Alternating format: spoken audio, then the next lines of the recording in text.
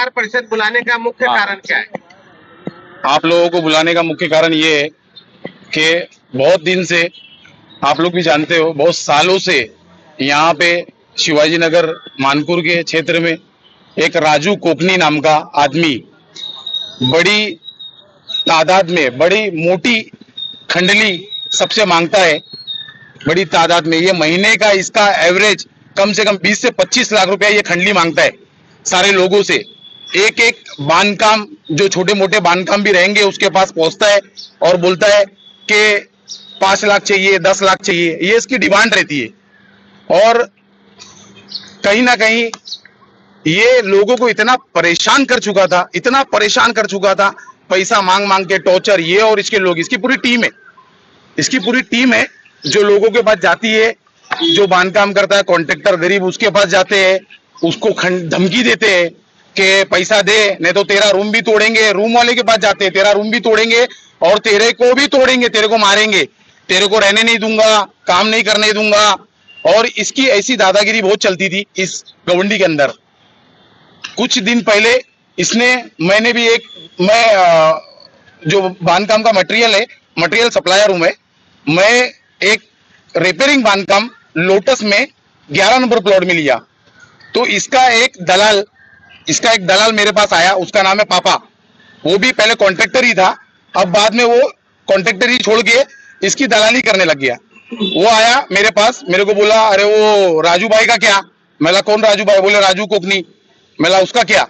तो बोले उसको पैसा देना पड़ता है तभी काम करना पड़ता है, उसको पैसा नहीं देंगे तो कोई काम नहीं कर पाता है। मैंने बोला भाई हम लोग काय के लिए पैसा देंगे, अपन तो मेहनत करते, धूप में खड़े रहते, और हमारा तो लीगल धंधा है, हम लोग माल सप्लाई उप्लाई करते, तो भाई हम लोग क्यों पैसा देंगे? तो बोले नहीं नहीं, पैसा देना ही पड़ता है, नहीं तो पैसा नहीं देंगे तो फिर काम नहीं करना पड़ेगा, और तेरे को तेरी जान भी ले लेंगे भाई, इतने पहुंचे हुए। तो मैं बोला अरे यार जान ले लेगा। तो मैं फिर वो डर के मारे, फिर मैंने क्या किया, डीसीपी साहब को मैंने कंप्लेंट किया जाके कि डीसीपी साहब ऐसा ऐसा मेरे साथ हो रहा है। डीसीपी साहब ने सीनियर साहब को मीटिंग की है और सीनियर साहब को बोले कि इसके साथ जो भी अन्याय हो रहा है आप इसको इंसाफ दिलाओ। बाद में सीनियर साहब ने मेरे को बुला के लिए और मेरे को पूछे क्या हो रहा है। तो मैंने बोला साहब वो 1 लाख रुपए की मेरे से खंडली मांग रहा है, मेरे से 2 लाख रुपए की खंडली मांग रहा था, मगर 1 लाख रुपए पे सेटलमेंट हुआ कि भाई ठीक है चल तू 1 लाख रुपया दे दे। तो मैंने बोला कि साहब को मैंने बताया कि ऐसी ऐसी बात है, सब ये 1 लाख रुपया खंडली मांग रहा है और मैं इसको पैसा दूंगा नहीं, क्योंकि मैं हलाल का पैसा कमाता हूँ, हराम का पैसा दूंगा नहीं।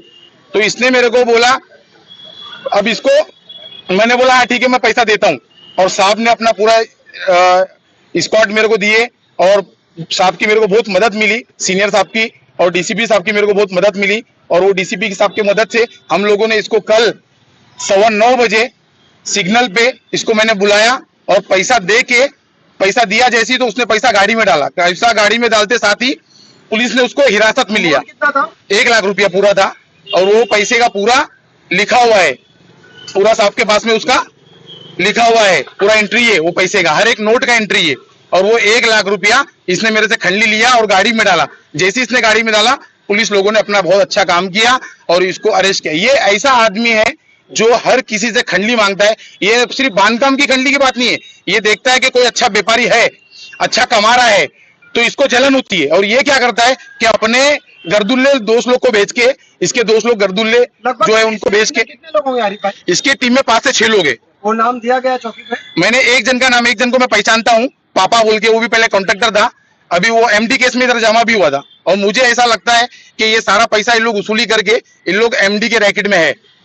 मुझे ऐसा लगता है कि ये लोग सब नशे का धंधा करते हैं। जितने भी खंडली करने वाले लोग हैं, मैं चाहता हूं कि जितने भी खंडली करने वाले लोग हैं, जो लोग परेशान कर रहे हैं अच्छे लोगों को, यहाँ तक के लोग इस तरह परेशान है कि कुछ लोग तो बेचारे हार्ट आ गया उनको, कुछ लोग को हार्ट आ गया, कुछ लोगों ने बाईपास करे, कुछ लोगों ने वो जो कैप होता है वो बिठाए। कितने बेचारे लोग ऐसे हैं, व्यापारी लोग जो परेशान है।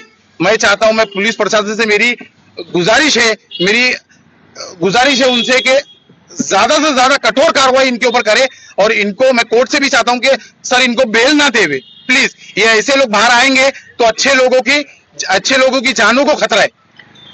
क्या इनके ऊपर पहले भी कभी कानूनी कार्रवाई हुई है?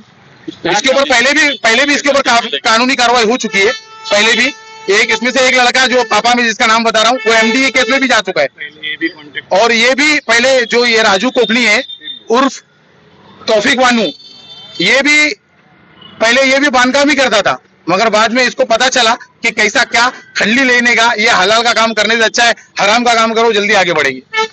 तो ये हराम का काम करना चालू कर दिया और सारे लोगों के से वसूली करना चालू कर दिया। तो आरिफ भाई, एक हमारा आखिरी सवाल रहेगा, जनता को आप क्या मैसेज देना चाहेंगे? जिस तरह एक टारगेट में था, ये काफी लोगों को परेशान किया, तो जनता काफी इससे भयभीत थी, तो उनको आप क्या एक मैसेज देना चाहेंगे? खुल के आगे चौकी में पुतले दिखाए। अकबर भाई, मैं आपके चैनल के माध्यम से और मेरे जितने भी पत्रकार दोस्त यहाँ पे है, मैं उनके चैनल के माध्यम से सारी जनता से ये कहना चाहता हूँ कि अपने हलाल का 1 रुपया किसी को मत दो, 1 रुपया भी किसी को मत दे। और कोई आपसे अगर लेने आता है तो मेरे को फोन करो, मैं आऊंगा और उसको हम लोग लाके इधर पे जमा करेंगे, कानूनी कार्रवाई करेंगे इंशाल्लाह। के अंदर जो 3 गवाह 2 पंच हैं, और उसके अलावा मैं इसके जुल्म से 2018 से परेशान हूँ, राजू कोकनी के जुल्म से। इसने हम लोगों के ऊपर कई गलत आरोप लगाए, यहाँ से लेके रत्नागिरी तक के इसने हम पे मर्डर केस लगवाया, शिवाजीनगर पुलिस स्टेशन में 354 लगवाया, और अभी बहुत से केसेस हैं। हम लोग कारोबारी लोग हैं, मेरे दोस्त हैं पंकज, अशरफ अली, लालू और बारी भाई जो हमारे बड़े सरपरस्त थे जिनका इंतकाल हो गया।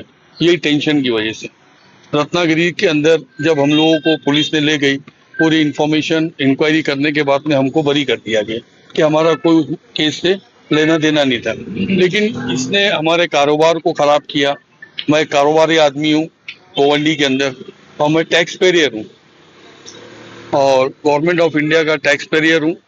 50 से 60 लाख रुपए तक के मैं जीएसटी पे करता हूँ गवर्नमेंट ऑफ इंडिया को। और ये ऐसे कमबख्त लोग जो झूठे इल्ज़ाम लगा के हमारे कारोबार को ख़राब कर रहे हैं, मुझ पे इल्ज़ामात लगाए गए।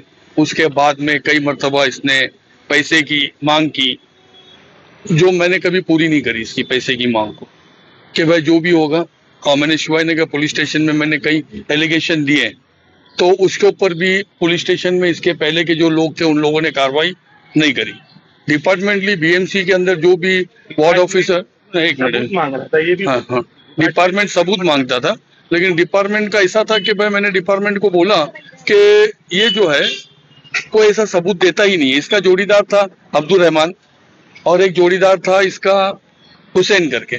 तो इसके पहले 2-5 साल पहले उन लोगों को खंडनी केस में जमा किया गया, शिवाजीनगर पुलिस स्टेशन ने उठा के लाया। अब इसके बारे में डिपार्टमेंट का ऐसा बोलना था कि भाई हमको कोई सबूत मिले तो कल, देर सही लेकिन डिपार्टमेंट को कल आरिफ भाई लोगों ने सबूत दे दिया और रंगे हाथ पकड़ा दिया इसको। देर सही लेकिन काम हुआ। बहुत सी मुश्किलें आसान हुई, कई लोगों के घर तोड़वाए गए, कारोबारी लोग हैं चैन की सांस ले सकेंगे गोवंडी? नहीं, गोवंडी के अंदर एक राहत हो गई, अभी एक राहत होगी कि एक बड़ा मुजरिम पकड़ा गया, तो इससे जो छोटे मोटे लोग थे कंप्लेंडर और भी, उनको भी मतलब थोड़ी जो भी हफ्ता वसूलते थे, बैराक जो भी करते थे, उनके दिलों में डर महसूस होगा और लोगों के अंदर हिम्मत आएगी।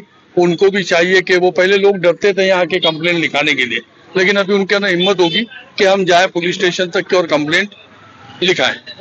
नमस्कार, मैं मोहसिन अंसारी। मैं सारे लोगों से, सारे पत्रकारों से धन्यवाद करूंगा कि आप लोगों ने मुद्दे को अहम समझा और इसको आपने संज्ञान किया। और जैसे कि अभी हमारे पत्रकार भाई ने हमसे सवाल किया कि ये एक कंप्लेनर, ये तो सिर्फ एक कंप्लेनर था। और देखो, अन्याय का अंत होता है। ये अन्याय कब तक चलेगा? जब हम लोग जैसे पत्रकार टीम, हमारी सारे दोस्त भाई, हम लोग सब साथ खड़ेंगे तो इंशाल्लाह ये सब अन्याय खत्म होगा। तो उसमें से एक मसला ये हल हुआ है। ऐसे यहाँ पर काफी किस्से हैं और इंशाल्लाह हमारी टीम उसके लिए भी काम करेगी। और बात रही बीएमसी की और जो भी है, तो पुलिस चौकी से भी हमको पूरी मदद मिली है और बीएमसी से भी हमको पूरी मदद मिलने की संभावना है। हमने उनसे बात की है और आगे हमको इंशाल्लाह उनसे मदद मिलेगी। जितने भी ऐसे लोग यहाँ करते हैं इलीगली, उन सब पे हम लोग कार्रवाई की अपील करें। क्या लग रहा है कि ऐसे और कुछ जो लोग हैं, सताए हुए लोग हैं, खुलकर पुलिस चौकी में आए, देखिए कैसा है, मैं आपसे कहना चाहूंगा, ये जो गोवंडी शिवाजी नगर है, आप यहाँ की आबादी पे गौर करिए। यहाँ की आबादी कुछ ऐसी है जो 500-600-700 रुपए रोज कमाती है और उन लोगों के पास इतना वक्त नहीं होता है कि वो चौकी आए, कोर्ट आए। अगर मैं दिन भर चौकी में दूंगा तो मैं 700 रुपए नहीं कमाऊंगा तो मेरा घर भूखा रहेगा। तो मेरे शिवाजी नगर के अंदर काफी लोग ऐसे हैं। तो मैं पुलिस चौकी से सी, गोवंडी के बीएमसी से भी, सारे सोशल वर्कर से भी अपील करूंगा कि आप लोगों का इंतजार ना करें, उनकी मदद आप करिए। वो अगर आ जाएंगे तो उनका घर भूखा रह जाएगा। हो सकता है उनके घर में कोई हार्ट का मरीज हो सकता है कि कोई कैसा पेशेंट हो, तो सारे लोगों से अपील है, ऐसा मत सोचो कि वो आएंगे तो हम उनकी मदद करेंगे, हम बिगैर उनके आए भी उनकी मदद करें।